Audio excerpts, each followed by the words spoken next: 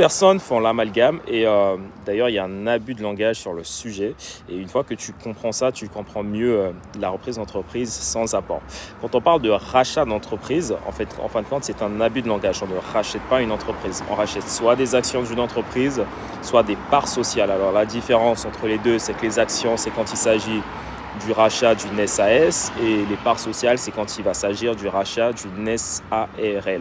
En d'autres termes, quand on parle de rachat d'entreprise, pour que tu puisses mieux concevoir la chose, on parle tout simplement de rachat de parts ou d'actions en fonction évidemment de savoir si c'est une SAS ou une SARL.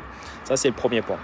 Le deuxième point tout aussi important, c'est que quand on parle du rachat d'entreprise, faut faire la différence entre le rachat du fonds de commerce qui n'est pas le rachat d'entreprise, je l'ai dit, j'en ai déjà parlé dans une précédente vidéo, et le rachat de parts sociales qui lui pour le coup va être le rachat d'entreprise. Quand tu rachètes des parts, tu rachètes l'actif, le passif, la trésorerie et éventuellement le fonds commercial. Donc voilà, je tenais à te partager cette information afin que tu comprennes mieux et que cela ne te paraisse pas moins flou, cette histoire de rachat d'entreprise sans apport, qui n'est rien d'autre que le rachat d'actions ou de parts sociales sans mettre de l'argent personnel de ta poche, essentiellement via de l'autofinancement, en s'adressant aux bonnes personnes, parce que tout le monde n'accepte pas évidemment ces modalités-là, et l'idée c'est de trouver des personnes pour qui cette modalité est tout simplement une énorme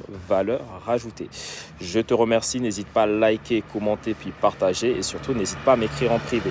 Merci à toi.